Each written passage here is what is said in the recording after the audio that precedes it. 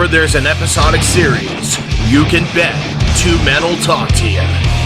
AJ Talon and Owen Finch give their thoughts on Owen and AJ Talks.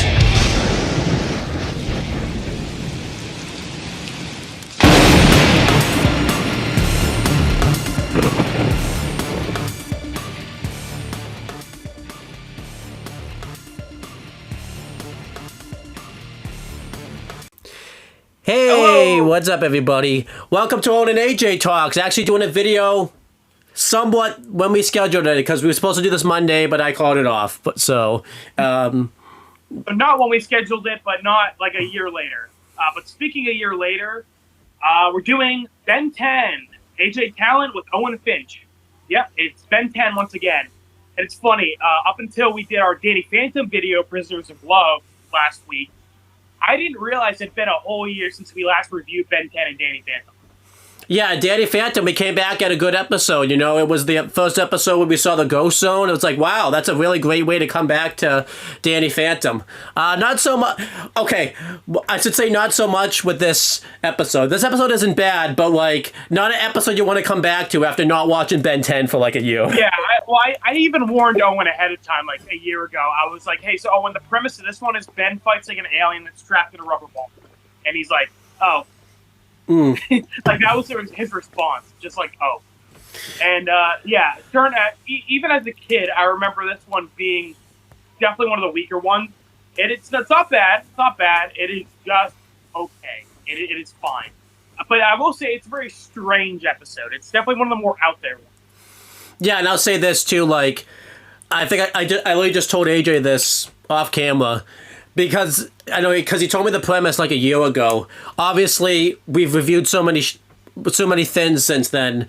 I mean, we've only done 2 shows really since then, and like a couple of movies. But again, it's been so long, and then like I've done so many things in my personal life since then.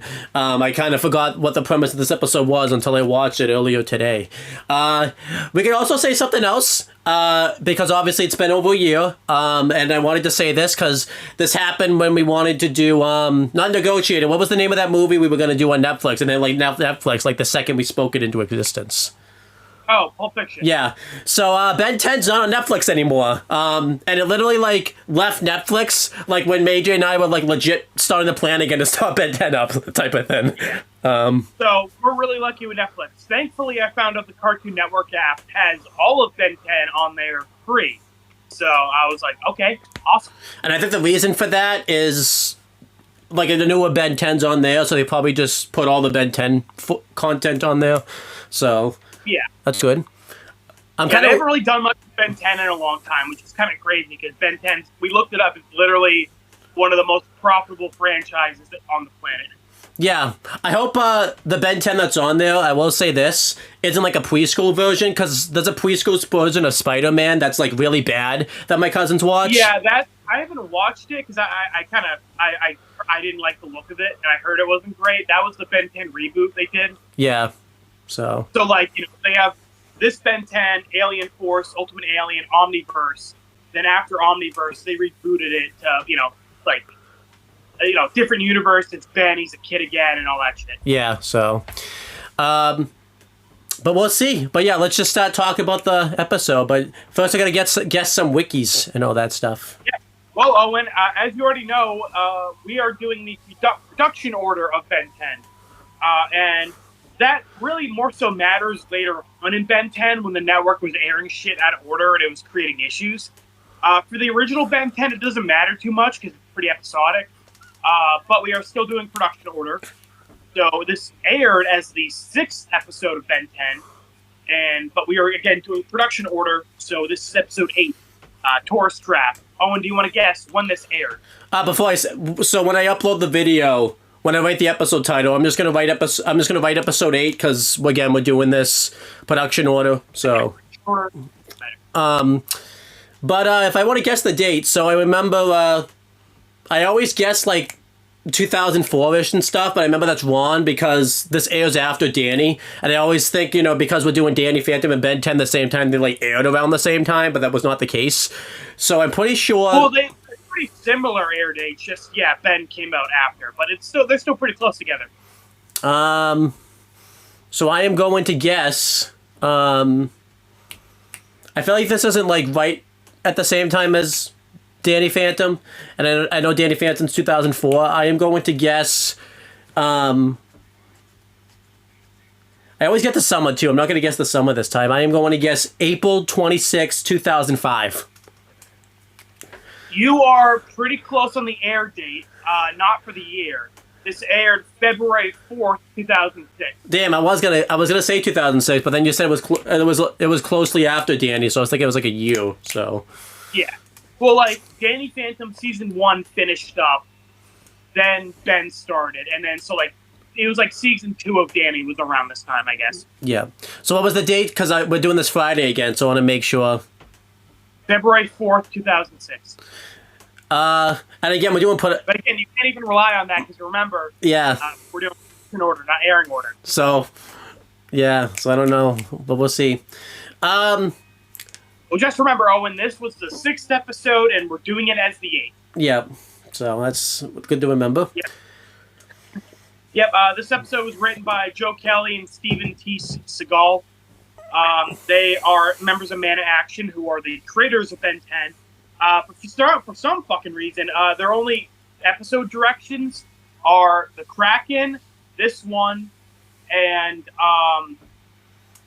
then I think it was Joe Kelly did Galactic Enforcers with season 2, which is another one that's just kind of and then Stephen T. Seagal did Tough Luck, which is like 2 episodes from now. That's a Gwen episode, which is pretty good. I just thought it was interesting that they're like co-creators of Ben 10, but they've only like directed like 3 episodes.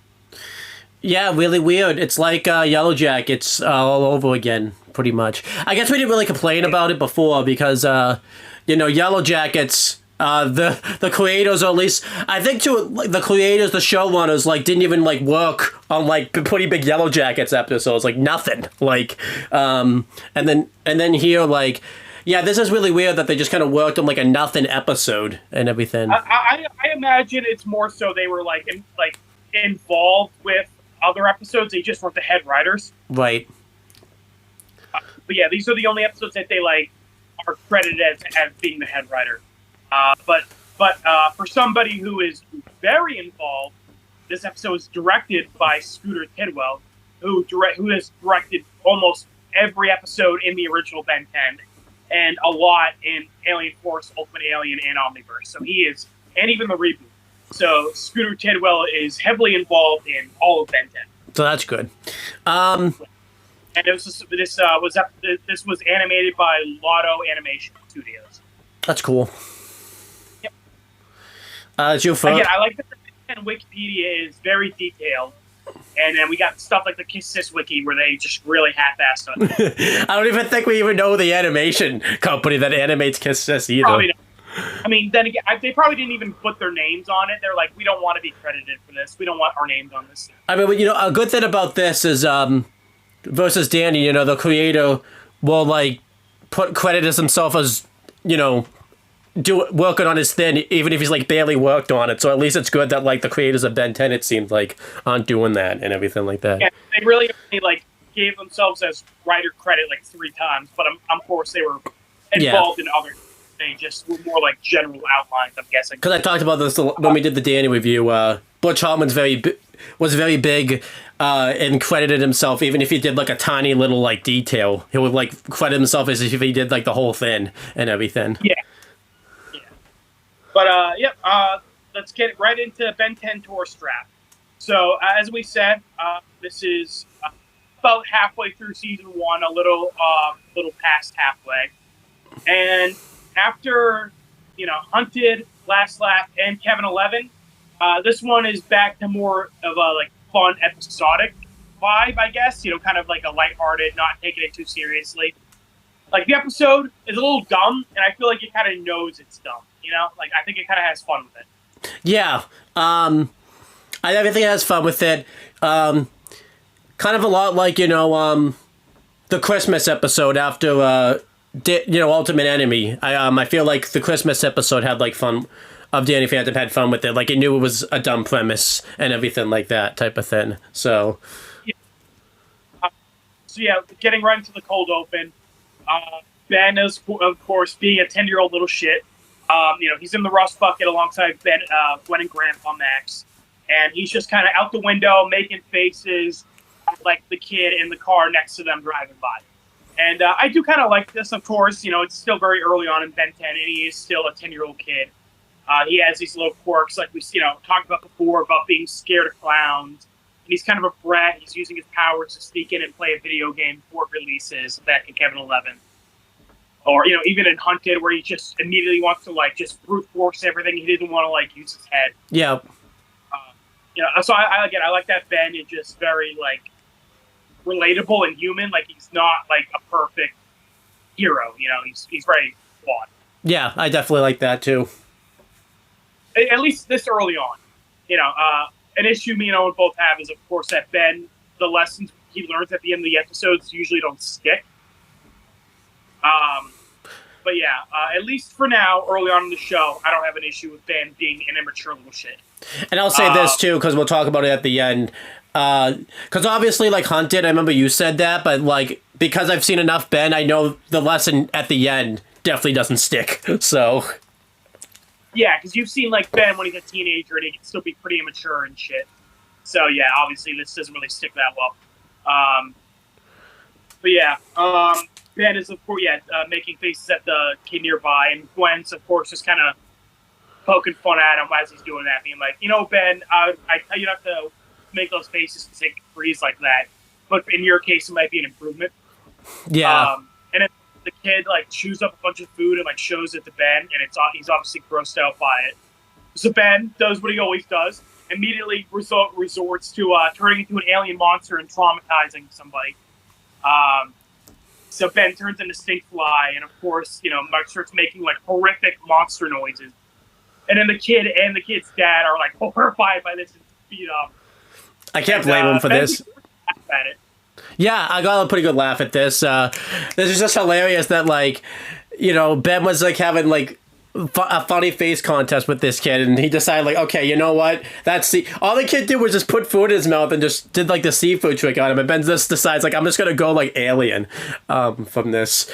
I guess Stinkfly was, at least it was Stinkfly. I feel like if it was Wild Mud or maybe Forearms, I feel like the kid would have been even more horrified. Maybe Heat Blast too. He would have been pretty horrified. Last Bug is pretty terrifying. But there wasn't Ghost Feet. Can you imagine Ghost Feet? Goes and fucking throws the kid out the movie bar or something. Well, Ghost Freak would be because they're doing that line at the end of Last Laugh when we see Ghost Freak would really that would be you want to see something really scary? Be showing him instead oh yeah, and shows what's underneath the skin and shit. Oh yeah, that'd be horrifying. That'd be awesome. I loved it. But I love how even when Ben's an alien, the alien, he still acts like Ben. They do that joke a lot. In episode 2. Where Ben saves the little kid and he has a sumo slammer card, and then Ben has Heat Blast, sits on the floor and he's like, "Whoa, cool part!" I like that bit where even when he's a huge alien, he still acts like a 10-year-old kid. Oh, he's on the floor laughing his ass off. I remember, even though it's not a comedy moment, but when he saw the crack and he as Forearms, he ran back to the bus bucket all scared of it, and it's Forearms being and Ben, and Max is "Okay, kiddo, we'll worry about it tomorrow." He's treating just this giant Hulk as still as Ben. Yeah, I like that.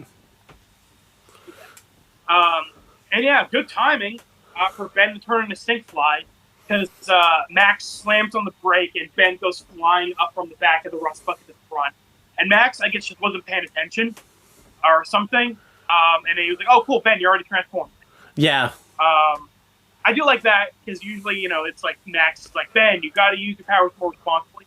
I kind of like that Max wasn't paying attention. He just assumed, "Oh, hey, Ben, cool, you're already an alien, awesome." I did like that, yeah. Again, this is cool, too, because we just watched, Danny. This is really weird, too, because we always watch Danny first, so it's, for me, when I watch Ben, it's oh, yeah, that's right, even though I've seen the show, it's oh, yeah, Max only, because we're watching Danny and Ben at the same time, where it's a completely... Yeah, well, I remember in the first episode, you were "Oh, yeah, right, usually they have, the superhero, their parents don't know," and it's yeah, it's interesting that Ben has, his parent figure, Max, like already knows about all of this stuff. And again, I feel like we talked about this in the first episode, but this is obviously a very wise choice because again, they're in like this rust bucket for like the whole summer. Yeah, do it like the whole show. Max never knows that Ben's like turning into aliens. That'd be fucking crazy. Yeah. Well, I would even say something in season 1 because again they're traveling so much together. It just wouldn't really make sense if Yeah, exactly. Again, too, because it's not like Ben can hide the watch because he's got to wear short sleeve shirts and everything like that type of thing. So yeah. So yeah, Ben gets out of the rust bucket and is because the car in front of him has crashed and there's a big fire, and of course like the gas, the car has crashed. There's like gasoline everywhere, and if the fire is gonna spread, it just is gonna like blow him up. And they even said like, "Oh, that guy's about to be cooked like like he's in an oven." And then so Ben, of course, goes out there, and he's trying to get into the car, but the fire is like he can't get in. And I like how Ben even complains like, "God dang it, I wish I got heat blast." Which is cool because he ends up getting heat blast at the end of the episode. yeah, so that was good. Yeah, but I also do kind of like this, where again it's like Ben was goofing off with the Omnitrix, to turn into Stinkfly, but now that he needs another alien in emergency, he's like, well, shit, I have to make do with what I got because I was goofing off. They don't make that really a plot point, but it is kind of like, see, Ben, things would have been much easier if you just weren't goofing off with it. Right.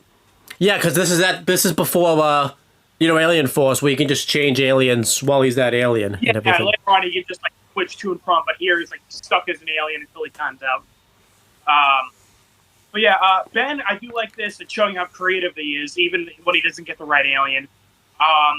He starts using his like Stinkfly goo as like to like smother the fire. I noticed Ben 10 has a lot of fires. Yeah, definitely. Yeah, forest fire. We had the burning building in episode 2. We got this. It's like, Jesus, man, how many fucking fires are there? I mean, it is the summertime, so that makes sense. But like, holy crap! But like, yeah, mix it up a little. Yeah. Yeah, I will say, so this isn't this episode's fault because this came before this, but in a future episode, Ben uses his Stinkfly goo to make fire stronger. Okay. So this isn't a plot hole because this came first.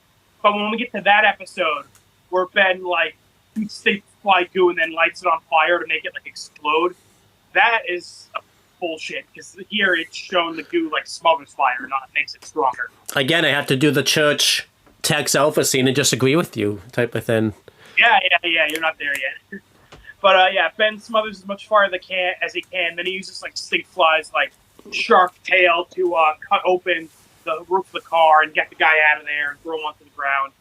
Everybody is like, "Oh, thank God! That giant bug man saved that guy, that redneck, Butcher Rusty's other cousin." The other cousin, because don't forget we just saw the other cousins and Danny. So. Yeah, I know, right? But then the kid and his dad are there, because I guess they pulled over to like see if the guy was okay. And the kid is like, "Oh my God, look, it's that monster who ate that kid." So I love that kid is just assuming that kid who was making faces at him got eaten alive by this bug. Right. I do enjoy. I do like that we saw these kids again, like the kid and his dad again, because that made sense. Because like Ben was just making faces at him. It'd be weird if they weren't there. They were on the same road as them, so yeah, they pulled over to make sure this guy was okay. And I like too that when like Ben makes the save, because typically we see this happen like in superhero shows. Like whatever the supernatural thing saving them, they'll be like too scared of that to like think about their lives. I like that this guy like wasn't too afraid to like of Stinkfly and everything like that. Like he kind of forgot about all his fears and like just let Ben save him, because I thought what was gonna happen was this guy was like not gonna was gonna be too afraid of Stinkfly to like like Ben would open up the roof and the guy would be like, "Oh my God." Yeah. So I like that the guy wasn't scared of him. Yeah, so Ben saves that guy and flies off, and then we cut back to the rust bucket. They're back on the road. Again, that was just kind of the cold open, showing Ben, this is what he does when he's not on screen. He just, comes across with random bullshit and saves people. He's a superhero, of course. I will say though, we already gotten this quite a few times. You know, the burning building, Ripjaw saving the, stopping those guys on that pier. Butch and Rusty. Butch and Rusty, of course. Right before permanent retirement, and at least those would kind of like lead into the main plot. You know, when Ben was Ripjaw on that pier, the guy mentioned like, "Oh, hey, you're one of those circus freaks." Right. Or, Butch and Rusty, Max was like, okay, cool, good job, Ben, but hey, we're going to go see your aunt. So usually those, in the burning building set up the sumo slammer card thing, the plot for that episode. This one really was pointless. You can just kind of cut this. And it lasts a while, too. Like, it lasts all the way up to the theme song, and then a good, 2-3 minutes after the theme song. I do wonder if they did like a whole they actually wrote the rest of the episode and then realized they didn't have enough time to like do everything they want, and then they added this in later type of thing. So yeah, it feels like they extended it later on, because like this is like a quarter of the episode. This is like a solid 5-6 minutes. Yeah. So but fine, just kind of pointless compared to the other cold opens, and again it lasts too long. But after all that's taken care of, we finally get into like the actual plot. They're on the road again, and they keep seeing signs saying that it is on the next exit. And not the clown. Ben and Gwen are wondering what it is, and Max is like, "Oh, don't worry, you guys are going to see it. You're going to be super excited." So Max is very excited about this, but Max about this next stop they're making. And a little side note, they're back in the desert, and I told Owen this road trip they're taking makes no fucking sense. Not at all. Because whether we're doing production order or air order, it's weird. So, if anything, airing order makes a little more sense because this is episode 6. So this would be after Hunted and Permanent Retirement, where they're in like New Mexico desert, and this is kind of like in like the desert area. Yes. Compared to where they go to DC, go to Mexico, New Mexico, go back to New York State, then back down here. But even then, it's still weird because, again, like I said, they're in Washington D.C. They go to New Mexico, and then they go back to New York, and it's like, okay, either way, this is a weird fucking road trip. Yeah, I don't understand this road trip. I know the rust bucket we find out isn't like the typical rust bucket, but again, even that doesn't make sense because, like, unless Max is like, thing. Imagine you're on this road trip. You start around New York State. You go all the way down to New Mexico, which is like a couple days of driving. And then you decide, let's go back to New York State and visit New York City. It's like, why didn't you just do that when you were there? I know, yeah. I like to think... And then you go back down to New Mexico. It's like, what the fuck? It doesn't make sense. I would love it, by the way, if off-screen, like, when Ben comes back from, like, summer vacation, like... Obviously, he's not going to mention the alien shit, but he just mentions to, like... I know he doesn't have a lot of friends, but he, like, mentions to, like, a couple kids in his class, like, what he did this summer, like it's like an essay or something, and like, he writes down, like, his exact roadmap of where he was, and the teacher's like, Ben, how the hell did you do all this shit? Or, like that, like... I haven't watched it in a long time, but a YouTuber I went through all Ben 10 and, like, did a roadmap of, like, every episode of, like, where they went. And it's like, it makes no fucking sense. They really just like zigzagged around the whole country. Right. So, but yeah, so this leads me to my thing. So yeah, we were wondering what it was. Max has been really looking forward to this trip, and they arrived to it, and it's Spokesville. It's just an abandoned town, pretty much. I was kind of getting a little mad. It's not really. We see a good amount of people there. Well, we're meant to think that at first, because but it's obviously not very popular because no one's really there. There's a lot of none of the places are really open or anything like that. And you can just tell it's not really many people visit this place. It's not very populated. But then we see the mayor of Spokesville. And Max talked about, too, like, how excited he is to be here. He's really looking forward to seeing, to showing them it. And we see, like, the world's largest fishbowl. And, like, Max is really excited about it, but Ben and Gwen could care less. Which is pretty funny. And, Yeah. and you, But also, like, you kind of get the vibe of, like, that's what this town's, like, shtick is. It has, like, the world's largest everything. right. And again, it makes sense because this is a kid show. If we watch this as kids and stuff like that, we would probably be feeling the same way that Gwen and Ben are feeling. Like, it's not something very exciting that a kid would like to go to, like the world's largest fishbowl, or like the world's largest, deck of cards or whatever.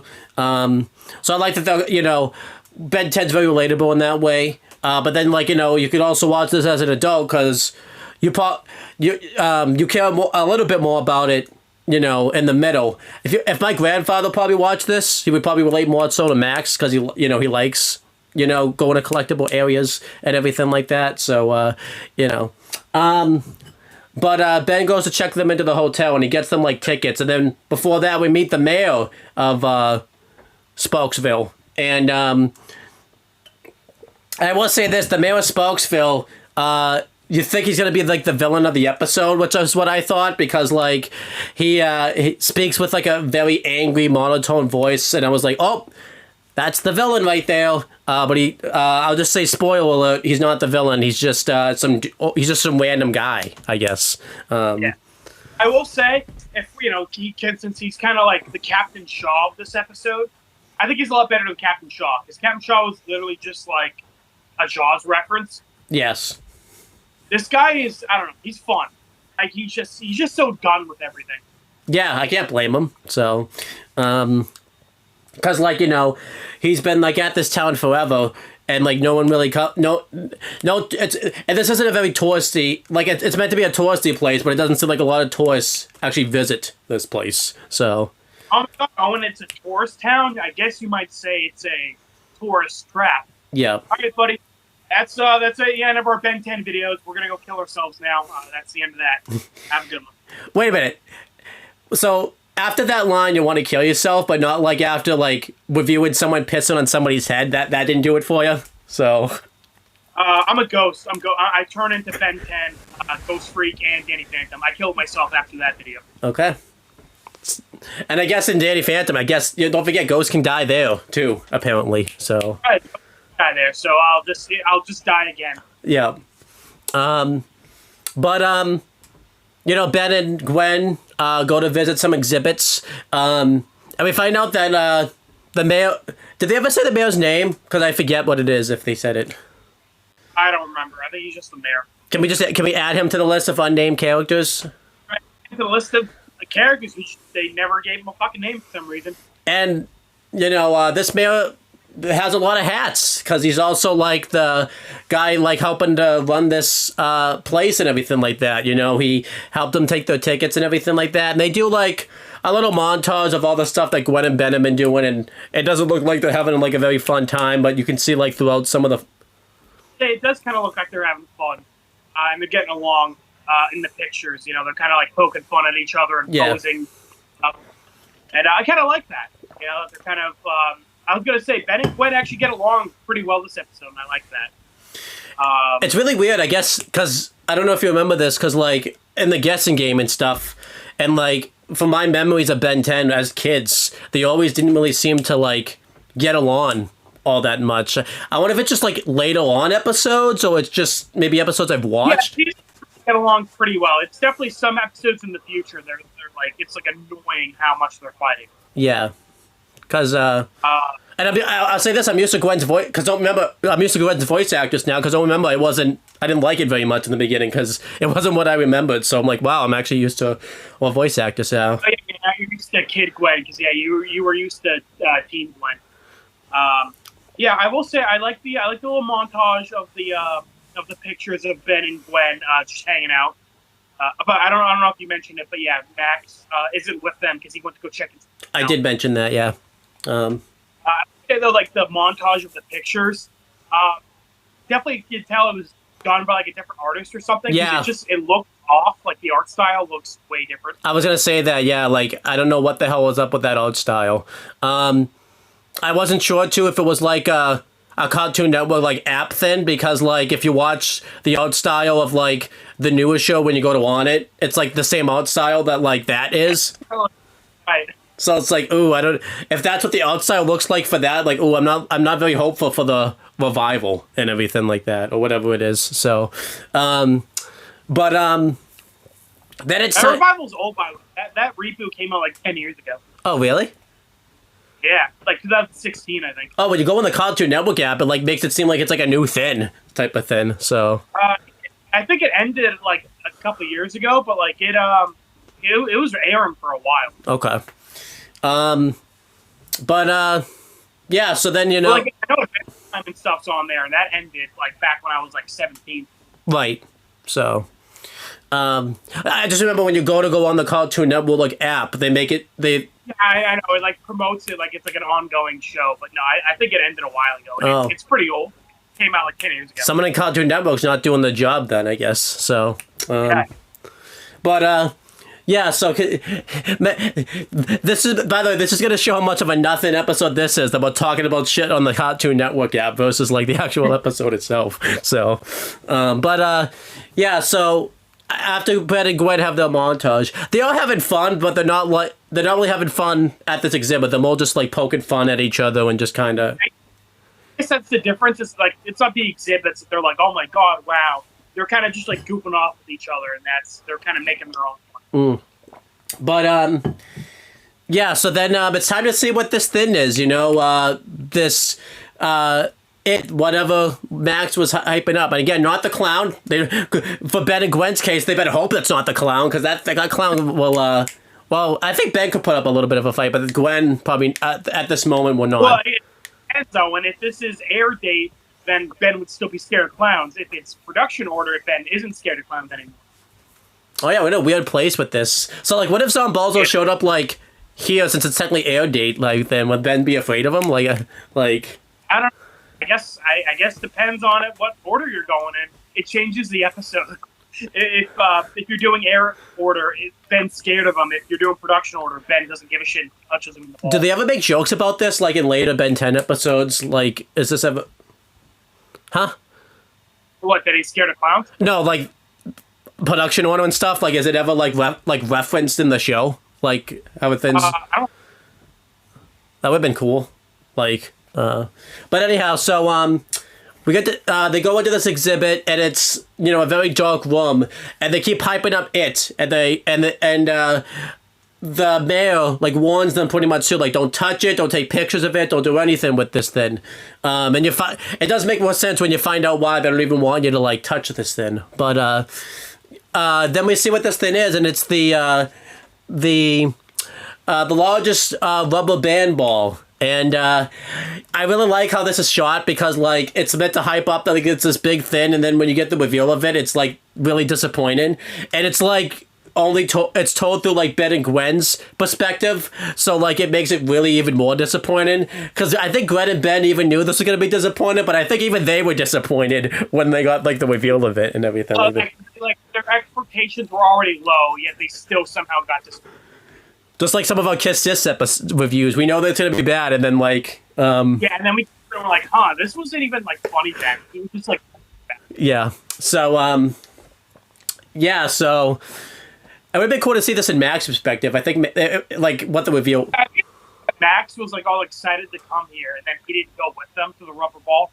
Yeah, but we see the rubber ball, and they're really disappointed by it. They're just kind of like looking like, whatever. And then Ben kind of gets this idea where like he starts like looking around at it, and he gets the idea for a prank himself.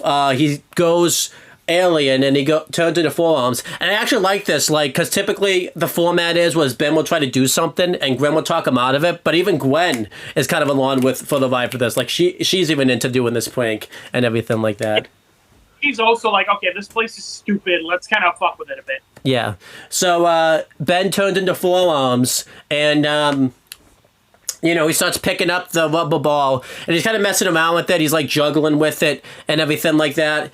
And Gwen's kind of starting to have fun with this and everything like that. And, but also Gwen's like, Ben's kind of going a little bit too far, because like he's picking this thing up and like full on like trying to like hold it with 3 arms probably behind his back. Like he's kind of going a little bit too far.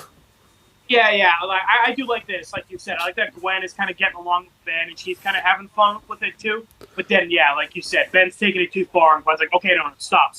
Yeah. And Ben ends up dropping it, and it rolls out of the exhibit, breaks a wall, and this it knocks over like the world's largest deck of cards. Where the hell did someone buy the world's largest deck of cards? Like, who the hell made those? Like, whoever made those should get like a promotion for life type of thing. I don't know how the mayor of Smarksville completely missed this. He was like right outside the exhibit. And trying to hide that card behind your ear. Right. Well, you know what, Elliot Bad could probably do it. Who? Elliot from Breaking Bad. Oh, that's right, yeah. But yeah, I don't know how the mayor of Smarksville missed this. Like, he was right outside the exhibit, presumably, and he didn't even hear, like, the Lord's Law. The rubber ball literally, like, bounced through the ceiling and hit another exhibit. And then Ben and Gwen are like, okay, you know what, let's just pretend we didn't know anything. But yeah, and obviously, like, they're gonna know it's them because they were the only ones, like, that we see that were like visited exhibits and all this type of stuff. So, Gwen and Ben are panicking, and Gwen, Ben's like, hey, just relax. I can put this thing back together. He picks it up, but then the watch times out, and he goes back to Ben 10.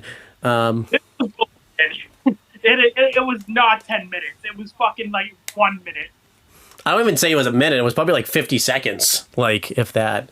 Literally, I'm like, if I were Ben, I'd be like, okay, that is bullshit. Right.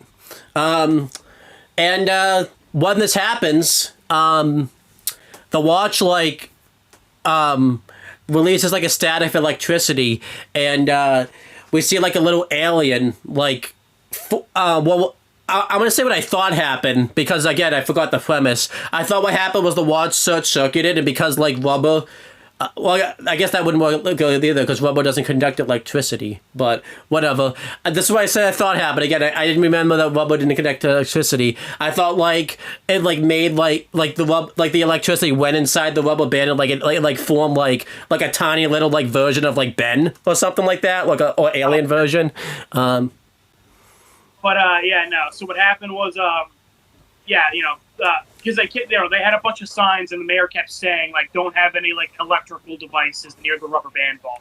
So what actually happened was there was this thing called a megawatt that was in there, and obviously this is where the title Tourist Trap comes in, is they were keeping this thing trapped in there, and again, because rubber doesn't conduct electricity, he was stuck in there, and, like, as you find out, he needs electricity to keep himself strong. But because Ben had his watch, and it timed out and everything like that, and he was carrying the rubber band when the watch timed out, it caused the megawatt to escape from it and everything like that. I guess that makes sense. I can buy that and everything like that. It ends up kind of... It's a little weird. The Omnitrix, I don't think, runs on electricity. But, like, I guess it has it's, like, similar enough, you know? Yeah. And this is kind of cool because, again, we're watching this in production order. This is, even though, Kevin got, like, we just kind of saw this happen with Kevin in, like, the last episode, where, like, he absorbed some of the watch's powers and everything like that, so. Yeah, that's cool with that. Like, the Omnitrix is, like, energy, something that you can kind of, like, yeah, like you said, like, Kevin can, like, take it, or, the megawatt and kind of, like, take a little bit of the power emanating from it or something. I would have liked, he kind of, the megawatt gets, like, some of the watch's power, but I feel like they don't use it. Like, I guess he got, like, a tiny bit. What power? He just, like, I guess whatever little energy came out of the Omnitrix was enough for the megawatt to escape. I would have liked it if, like, he, like, actually, like, absorbed some of the watch, like, anything electricity, like, actually, like, absorbed, like, becomes his power. That would have been cooler than, like, him just... That would have been cool. Yeah. But yeah, that's... Yeah, they pretty much leave the rubber band ball, and they're like, okay, you know what, we're just gonna pretend we didn't know anything. And, like, they do a funny joke. It's, like, typical, like...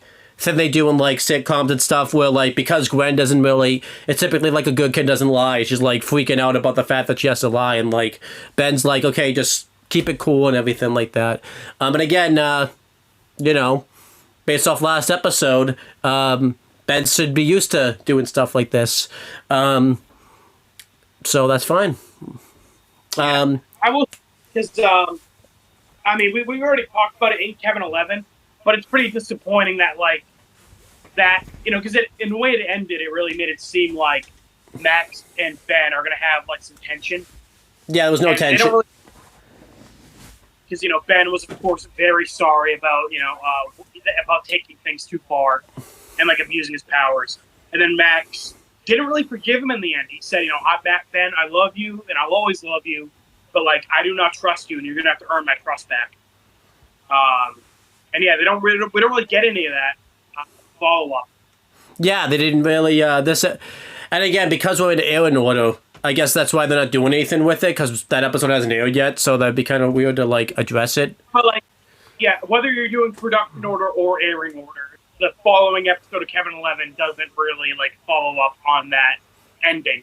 Yeah, so I would have liked it if they actually follow up on it, because this honestly kind of makes me more mad. Like, yeah, like at the end of that episode, things would have gone back to like the status quo, and like that, that's a little disappointing. But that's even, I think this is even more disappointing. The fact that they like showed they were like that it was everything just like completely reset, and then like nothing comes from it type of thing. I think this is worse.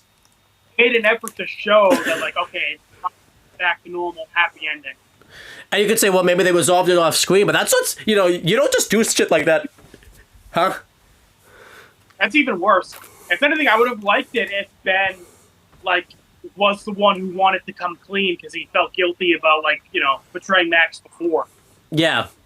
And they could be vague on it because, like, I know, again, this is... It's exotic. I guess they don't want, like, it to have to understand, like, by watching Kevin 11. Right. But still, I don't know. Yeah. But yeah, so they go back to the hotel. Obviously, Gwen's struggling to come up with a lie or anything like that, but then they go to bed, and the next day, after AJ's done yawning, he gets to talk about the next day, because the next day's some fun things for him. I like the little detail that like they walk into the hotel room, and the room is like sideways. That's like the hotel's gimmick. Yeah.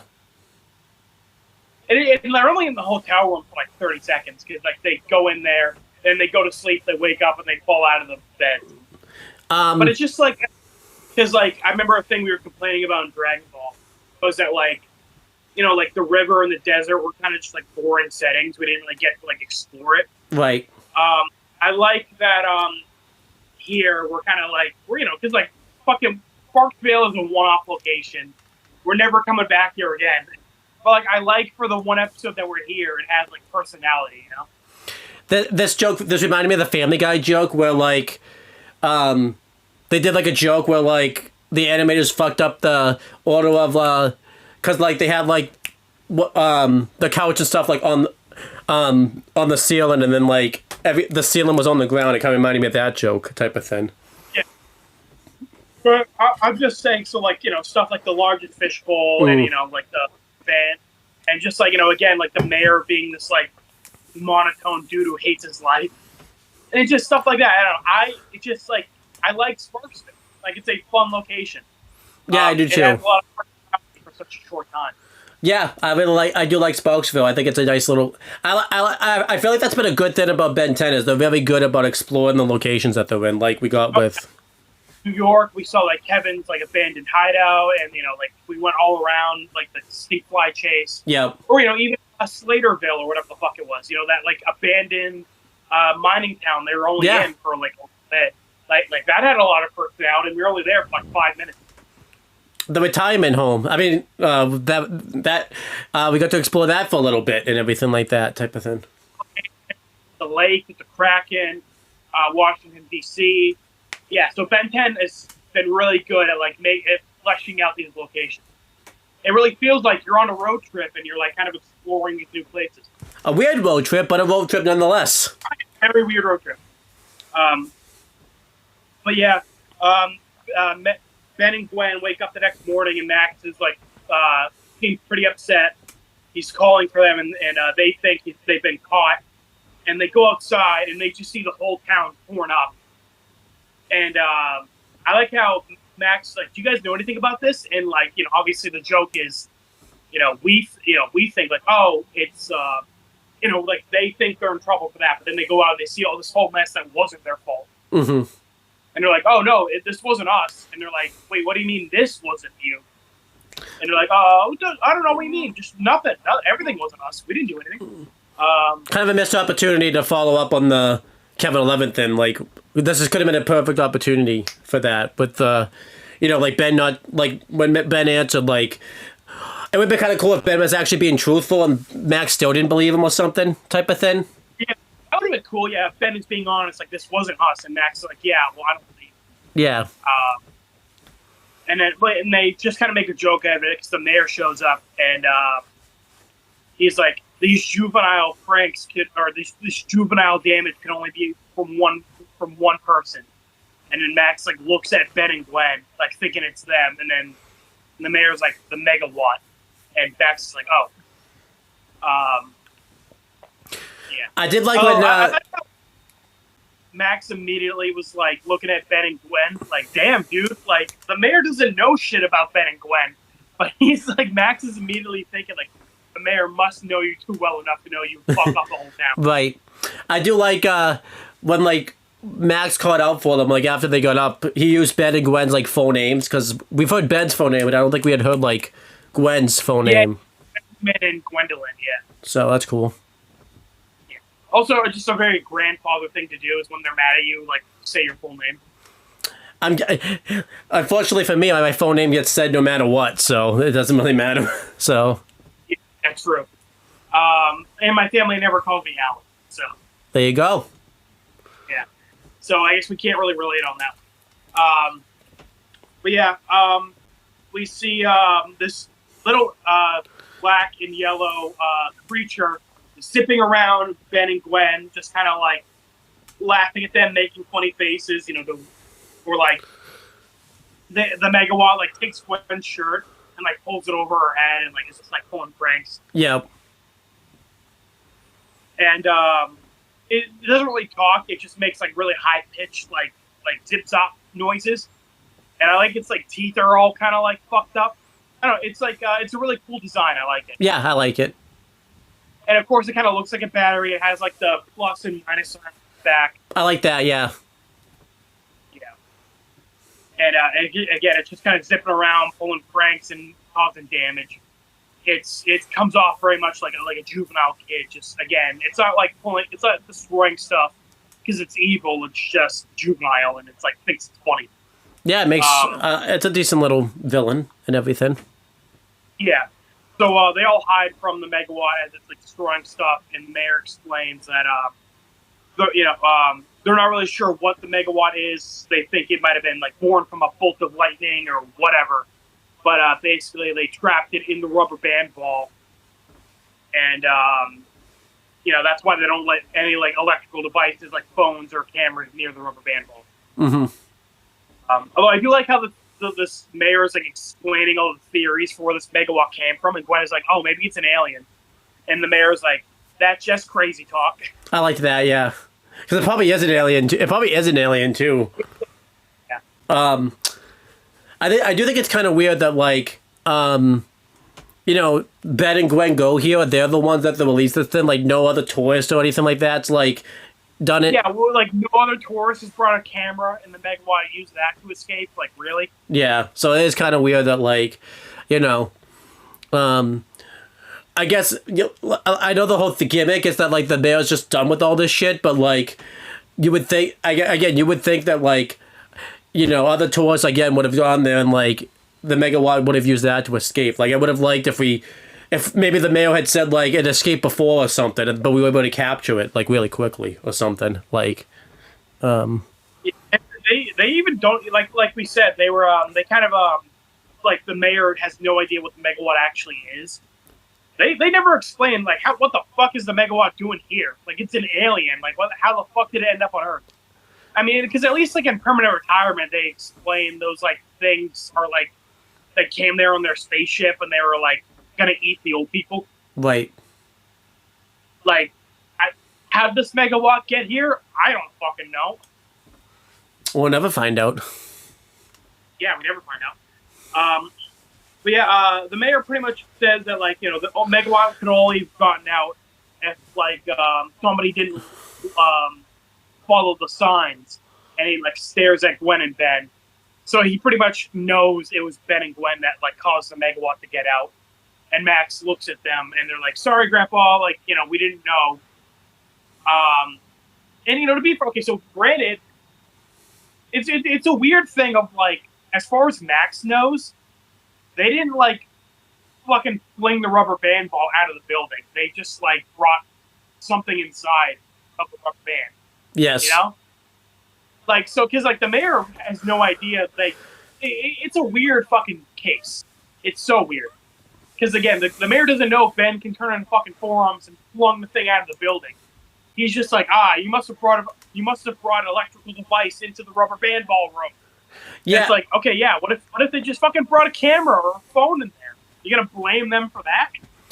Well, especially too, because like again, like or from Max's POV, they didn't do anything wrong. The Omnitrix is stuck to Ben's arm. What if they just went into the room and the megawatt used the Omnitrix to get out? And Ben was in the same room as it. Yeah, exactly. So like, that was gonna be like they're friend, but like not even for the right reason. Yeah, it's because again, like because that thing was gonna get out whether Ben and Gwen decided to pull that prank regardless. Because again, Ben had to wash and everything like that. So. Oh, I guess like Ben, it was because Ben was like actually touching the rubber band ball. I guess if Ben didn't touch it, it wouldn't have gotten out. But again, either way, you can't really blame Ben for that. Yeah, but like when you take a picture of something, you're not actually touching the thing to take a picture with it. So like still, like again, it's like it was kind of like in Yellow Jackets where everybody was like sitting in a circle and they all just kind of dumped all like the things they didn't know to each other. It's like when Misty immediately jumped from like Randy was really suspicious when he was getting investigated by the FBI. It must have been Jeff who was the blackmailer. It's like whoa, okay, you're making a pretty big leap there based on what you know. Yeah, exactly. It's kind of the same thing where Max and the mayor are making a pretty big leap when they don't have all the context. More so the mayor because he knows nothing about this or any of that like type of thing. He doesn't even know Ben and Gwen from a hole in the wall. Knowing anything. So they're like, okay, cool. We gotta stop the megawatt. And the mayor's like, okay, cool. You do that. I'm not doing shit. You let it out. You can put it back in. And remember, as far as the mayor knows, it's just 2 10-year-old children and like their elderly grandfather. They don't know. He doesn't know Max was a fucking Men in Black member. And they don't know Ben can transform into 10 monsters. And Gwen is just a 10-year-old child. At this moment, yes. Yeah. I love that because I feel like we're not going to mention this, but like a running joke is that the mayor's just watching all of this take place. Like he has like a thing of popcorn, and it seems like this is like the most excitement he's had in his life in like the last 10 years or something. Like I like that part of it. Like he says later on when Ben's fighting the megawatt, like, "Wow, pretty crazy day," huh? Or like he says, like, "Wow, busy day, huh?" Like he says it so nonchalantly. Yeah. But yeah, also, again, Ben's secret identity is bullshit. All of these people saw Ben transform into an alien. Oh, 100%. So the fact that Ben saw his secret identity is bullshit. It's like the Hannah Montana movie where she revealed her identity, like, at the end of the movie, and then they, like... I remember that in front of the whole crowd. And it's like, if that was real life, everybody would have their fucking phones out. They would have been tweeting that shit 5 seconds after the reveal happened. Maybe not Twitter, because I don't think Twitter was a thing, like, as big of a thing. Yeah, something like that, yeah. But, yeah. So, they're kind of walking around town looking for the megawatt, because, again, it kind of can just, like, go inside of things with electricity. And the megawatt just kind of shows up and starts, like, wedging Grandpa Max, like, into the air. It's like, damn, dude. Oh, yeah, I think he missed a scene earlier, unless this is later, where he goes into a soda machine while as the mayor is explaining what this thing can do and like slingshot and like. Well, they were hiding from the megawatt because the megawatt was like destroying stuff. Oh, okay. But yeah, you're right. Specifically, what he was doing was he went into the soda machine. He was just like shooting cans at everything. Yeah. Yeah. So, yeah, like I said, the Megawatt is like giving Grapple Max an atomic wedgie. So Ben transforms into Upgrade to fight the Megawatt. And I do like this where Gwen's like, wait, why'd you go Upgrade? And Ben's like, you just wouldn't understand it. And I was thinking like, oh, Ben's being smart. He's thinking like, oh, the thing can go into electricity, so I'll control the electricity before he does. Nope. And then Gwen says, you meant to get a different alien, didn't you? And Ben's like, shut up. I do like the fact that like this has happened enough times where they can make a joke out of it now and everything like that. So yeah, because I remember in Permanent Retirement for Hunted, Ben was like bragging about fighting a lot of aliens, and Ben had only fought like one alien up to that point. Yeah. So yeah, Ben's got enough wrong aliens where you could make that joke. Yeah. Definitely. Because I remember that was in the earlier parts of Ben 10. I think in Permanent Retirement more so. That was a big complaint of us. They were making a lot of jokes, like a lot of meta jokes and stuff. Okay, well, like we're kind of too early in the show to be making jokes like that. I feel like it was well time. Season 2 at least to be making these jokes. Yeah, but again, I kind of gave the episode too much credit because I'm like, oh, cool, Ben's gonna like outpiece the Megawatt. You know, he'll transform in, he'll upgrade the device for the Megawatt to get into him. Nope. But no, Ben, despite being upgrade, never fucking takes over any devices in this episode. I don't know why. That's upgrades like whole thing.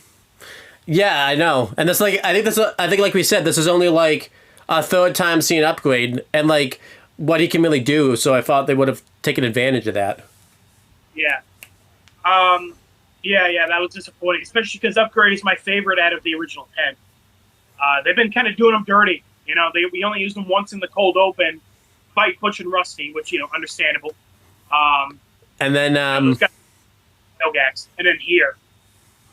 So yeah, Ben begins fighting the Megawatt, and again, he's just kind of fighting, and even you said, like, oh wow, I didn't know Upgrade could, like, fight, you know, like, unless he was, like, you know, taking over a device. Yeah, I guess he can. Like, never does this. Like, usually that's Ben's whole thing with Upgrade, if he takes over a thing and then does it, yeah. And then, I know I said I'd talk about this, but, this is, so Upgrade, you know, I remember Danny Phantom, a big thing in, What You Want was Danny uses Ghost Laser for the first time. That was like a big deal. And then like he used that like the rest of the episode. That's how he defeated like all of his enemies. Yeah, in power after that, yeah. So Upgrade here, shoots this really cool laser like out of his eyeball and everything like that. And I'm like, wow, that's cool. You know, but it didn't mean anything. The Megawatt like steps to the side and you know, and then Ben's like, oh cool, I didn't know I could do that. And then Ben like never does it again. Yeah, so like this is this kind of pissed me off. I'm like, wow, that was actually like a cool power. I wish that could have became something like you know, and maybe Ben could have like later on used that to help defeat the Megawatt or something, but no, none of that happens. It was just a one-off thing. This kind of reminded me a little bit, but like again, that's 20 times worse, and we'll get to that later. But this reminded me of you know, when Danny for like years was trying to clone himself and like split himself up into different Dannys, and he spent like the whole show trying to do that, and then he finally does it, and he got his ass kicked. This is like he did it. The Megawatt like just stepped to the side like comedically, and then it was just never talked about again. So it's just like, you know. So it's not pointing as the cloning thing from Danny Phantom. It's just kind of like, oh, that was random. It'll never happen again. That's interesting. And again, I feel like because we just saw this in Danny, what was cool about Danny is Danny just did like his Ghost Laser thing. Like again, the same thing with as Ben. Like it was just a complete accident, but then like he actually like it actually became something. It wasn't like a one-off thing either, type of thing. So, yeah. And it worked, by the way. Yeah, but Ben continues fighting the Megawatt again. He's not taking over any devices. It's like, Ben, that's your whole power. I would do that if I were you. But he doesn't, and the Megawatt like smacks Ben away, and Ben even points out like, oh man, fighting an electrical guy when I'm like made of like metal isn't the best idea. And I'm like, is Upgrade made of metal? Like I guess. I guess. It's like liquid something. I don't know. Don't know. Okay, but eventually Ben, realizes he can't like beat the megawatt in a like physically. So Ben, or like by outrooting it, which I kind of like that. Maybe it's Ben learning a bit hunted. So Ben grabs like that like fucking sewer plate. What is it called? I forget. I don't know. Yeah, I don't know. The top, like the like metal disc. The thing that leads to the sewer. And he throws that to Megawatt. I guess Ben was trying to kill this thing because it cuts it right in half. Yep. So cool, murder. Hell yeah, I'm down for that. He learned from his grandfather. Exactly. Max was so happy running over 6-6. He was the happiest he'd been in years. To be fair, by the way, we can point this out as like a bit of continuity because at the no, actually no, we can't put this in continuity because I forgot that it's reversed. I was just saying because Ben didn't want to kill Kevin, but no, he wanted to kill Kevin, so never mind. Yeah, I was gonna say, imagine just swapping Aang and Ben, where everybody's like, Aang, you should kill the Fire Lord, and Aang's like, no, I don't want to, and then put Aang in it, and then put Ben in that situation. Everyone's like, hey, Ben, you should kill the... Hey, wait, Ben, where are you? And he's just, like, snapping the Fire Lord's neck. He's like, all right, awesome, done and done. And it's like when they're going to convince him, Ben's just like, oh, yeah, no, it'd be awesome if he already did it. I killed that guy, like, 5 hours ago. And then, like, yeah, it would have been awesome if you just swapped them, yeah. Yeah. But, yeah, that trying to cut the megawatt in half didn't work. Because it ended up just multiplying. The two split halves ended up growing a new half, so now there's two of them. This is kind of panned. Now there's two of them. You haven't seen that episode of Star Wars yet, so you don't get that. I do not yet. Is that a way? Is that coming up soon though? That's the first prequel. So I guess not. So you're 3 away. We'll do that in 2 years.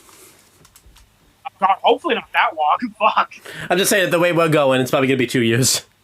Right, we're going, but hopefully not. But yeah, and then the megawatt's like, cool, I got 2 of me now, and it just like keeps laughing, and pretty much eventually Ben transforms back into a human, and there's not really much they can do at this point. But Gwen is trying to outthink it, and realize because it's like constantly going in and out of electrical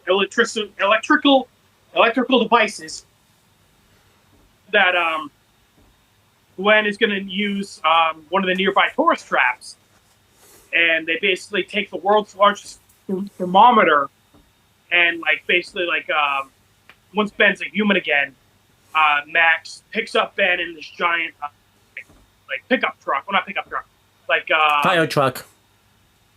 Huh? It looked like a fire truck to me.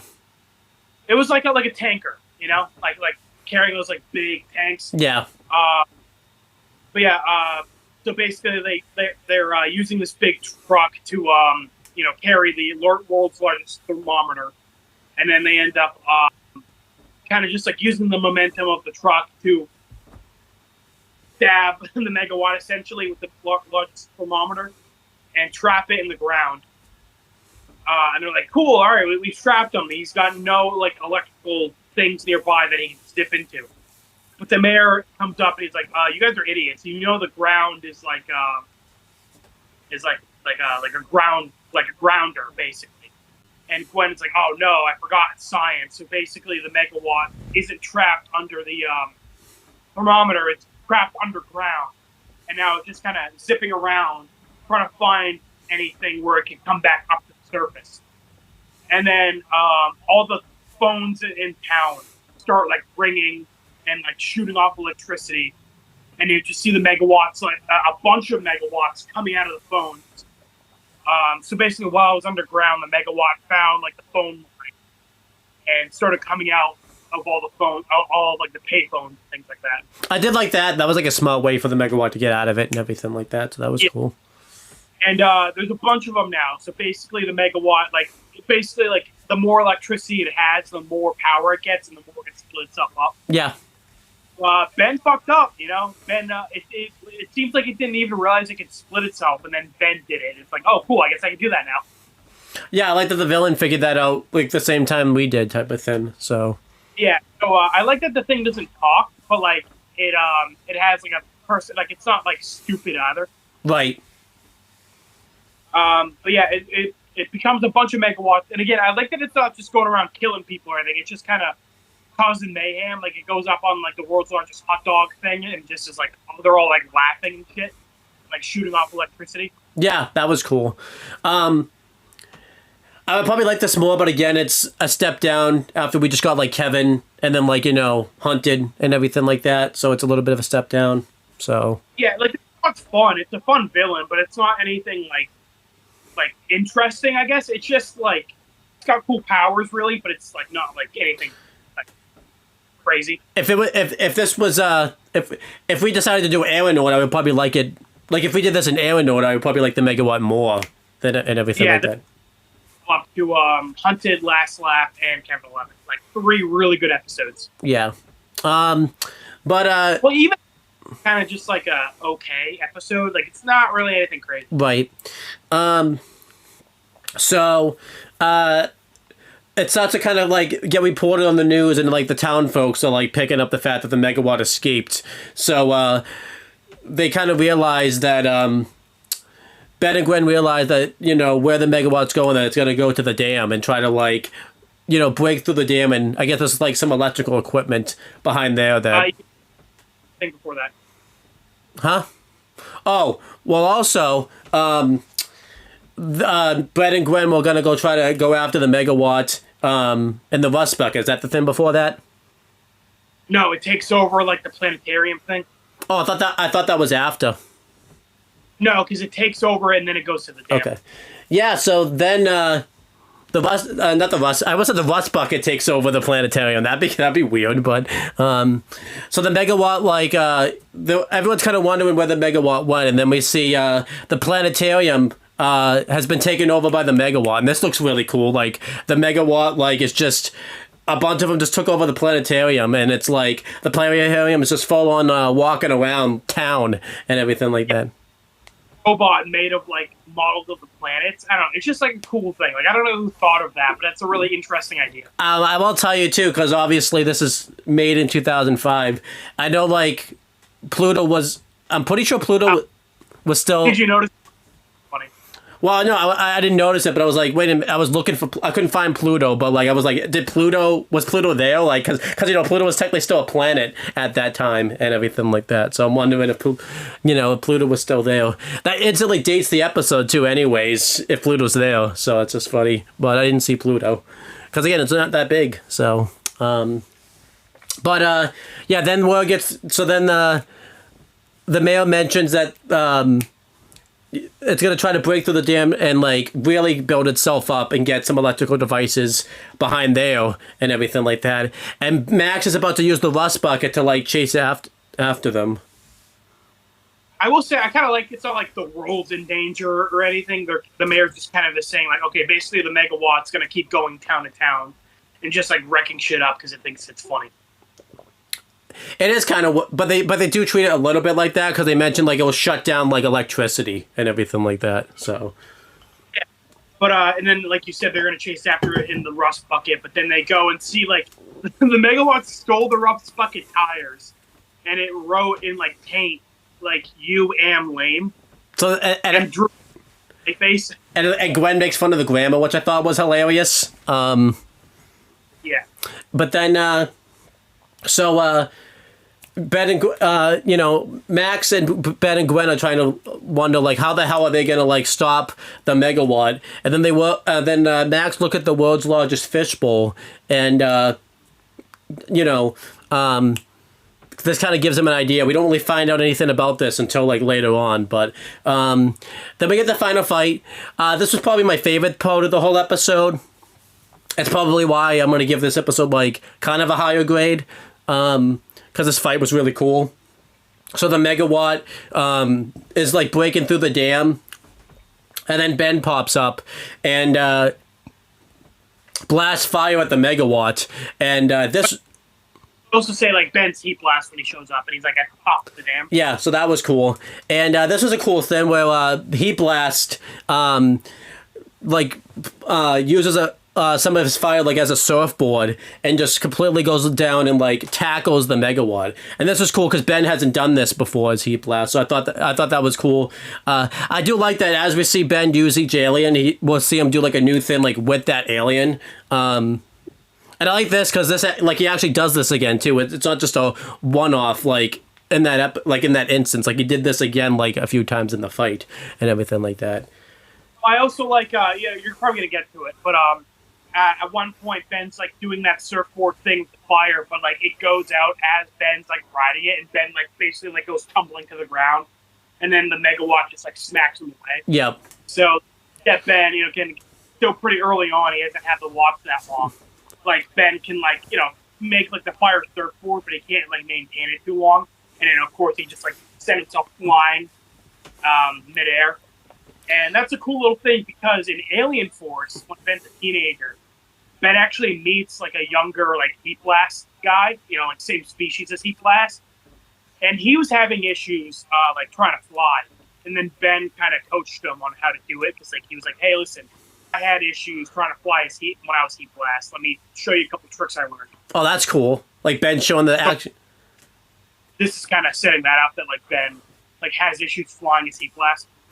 I do like too that it seemed like Ben learned this off screen because you said like Ben, this training test is going off on screen, so it seems like Ben's done this before. So it's not like the first time necessarily he's doing it, I guess. So yeah, so I like that. Yeah, again, Ben kind of is like thinking with his aliens, like, okay, what can I do? It's like, oh, cool, I can kind of make myself fly a bit as Heat Blast. But again, he's not great at it because as he was doing it, he like ran out of juice essentially and ended up tumbling to the ground. But yeah, he takes out the megawatts, and he realizes that like because the megawatts and the impact of like the fire that Ben shot at the megawatts, like the dam's gonna like completely leak and everything like that. So Ben kind of thinks quickly on his feet and uses the fire to kind of put out the to kind of stop the dam from like completely going out and everything like that. Back up essentially, like he kind of uses the heat to kind of like like burn up the hole essentially. Yeah, and then he tries to he continues to attack the megawatts, and again he tries to do the surfboard thing again, but because he can't maintain it, he ends up falling to the ground, and the megawatts like slap him, and you can see that this kind of took a lot. This took a little bit out of Ben, and I was kind of thinking to myself, something seems off here because. That seemed like a bad fall and everything like that, but I don't think it was bad enough where like Ben was going to be like completely unconscious from it, but we find out that it was again, what a coincidence, it was a trap. So Gwen pops up with the world's largest fishbowl, and Gwen shows up and she's like, "Well, megawatts, this really has been a tourist trap." Yeah, pretty much. And they put the megawatts inside of it, and obviously I like the way they did it, where Ben kind of like was juvenile in a way, and I kind of saved the day where Ben was like, "Hey, I'm over here." Yep. And then megawatts into following him, and then that's how they trapped him in the fishbowl. And then the megawatts like could clearly get out of here because the fishbowl like obviously has an open top, but Ben uses his fires heat at it like a ton of like a huge fireball, and it ends up tipping the fishbowl over, so they like can't get out of it and everything like that. I wish they would, because they tell us this later that this is like an electric conductor and everything like that. Like they can't get out of it. Because I was like legitimately yelling at the TV, like, wait a minute, this is glass. They could totally get out of there and everything like that. But To the fact, like, oh yeah, this glass is like really resistant against electricity. It's like, okay, fuck you. You could have said that earlier. Yeah, I don't know. I still kind of because it's fucking glass. Like they could just like right. Also, like they can multiply. I feel like they could just like keep multiplying and break glass. Yeah. So this is I kind of call bullshit about how they defeated the megawatts. Like, yeah, it's electric resistant, but they could honestly, I feel like there's enough of them in there anyways that like could like break the glass. I don't understand this. Like I forgot to mention it earlier, but during the upgrade fight, Ben like grabbed the rubber band ball and like was trying to get the megawatt back inside of it, and like all the rubber bands started like shooting off because again Ben was moving it around. So I'm like, if the rubber band ball is so fragile that like rolling it around makes all the rubber bands snap, there's no fucking way this glass fishbowl is getting maintained. Like, no, fuck you. Right. There was a cool fight that I don't think you talked about it, where like I think it was like the world's largest needles or whatever. Like they almost hit like the mayor, like stabbed him type of thing. That was a funny thing that happened earlier in the episode. Yeah, I mean, we're not going into like every detail of the fight. We're just kind of going over the highlights. But the town has been saved. The mayor like, oh like, this is you. But I like this fight at the dam. I just kind of call, the only thing I just call bullshit is about the fact that like the aliens can't get out of the fucking fishbowl. Like that's fucking bullshit. Yeah. So they get back to Sparksville. But what'd you think of the fight at the dam? Because you didn't really get to talk about it much. Oh, I really like it. Again, I love Heat Blast, like the like sound effects they do. Like whenever he like shoots fire or something. Steve Bloom again is an amazing voice actor for Heat Blast. I love Heat Blast whenever he's on screen. Me too. He's just coolest looking aliens, and even stuff like again like the shot where he's at the top of the dam, he looks all heroic and cool. And when the megawatts like smack the dam and Ben like falls off of it, and then you see like Ben like running on the side of the dam, and then he starts making the fire board to like to stop himself from falling. Like it's just cool, He's just so fucking cool. Yeah. Heat Blast is cool, which is funny that he's cool because he's hot, But he's cool. And again, I like that Ben kind of. They even make a joke where Gwen's like, "Thank you, science," and Ben's like, "And thank you, science fiction." Right. Because Gwen is the smart one, and she's the one coming up with all these plans. And then, Ben is also thinking science fiction because the aliens, of course, are supposed to be science fiction. Right. I like that Gwen fight where she like grabbed the water hose, like grabbed their attention, and like saved Ben. Right. I will say this. This is probably the most useful Gwen's ever been in the whole show, honestly, because she doesn't. Yeah, she was useful this episode, and I like that. I like that she was kind of helping out Ben as much as she could. Even though she should be dead right now. Honestly, Max was kind of just there. He very much was. Kind of a disappointed appearance for Max, considering he was like a big thing in the last episode too. So. Max was like, well, again, he's an alien hunter. You figure he would fucking like have some advice on what to do here.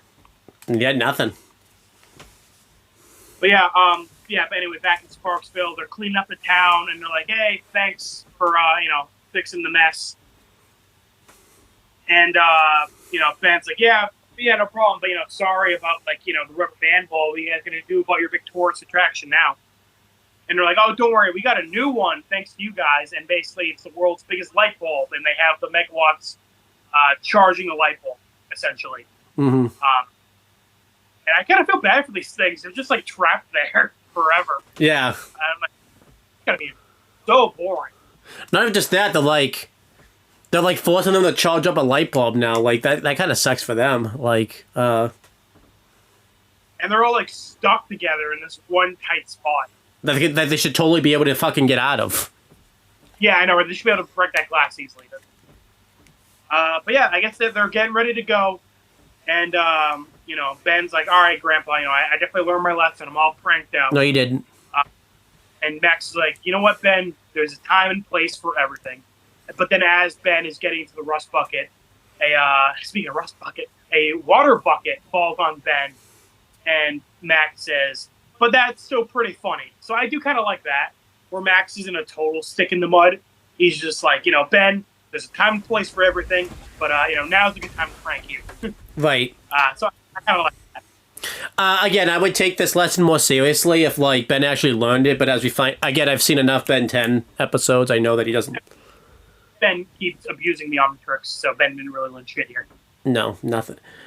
I feel like too, there's really like, yeah, like this is pretty big consequences for like pranking things, but it's like, I mean, like how the fuck could Ben have known like that like there was a thing in there type of thing? Like that's kind of a pretty big leap for him to have to like learn his lesson and everything. Yeah. So it's like, I don't know. And again, 7-Eleven was a much better episode to have Ben like learn a lesson like that.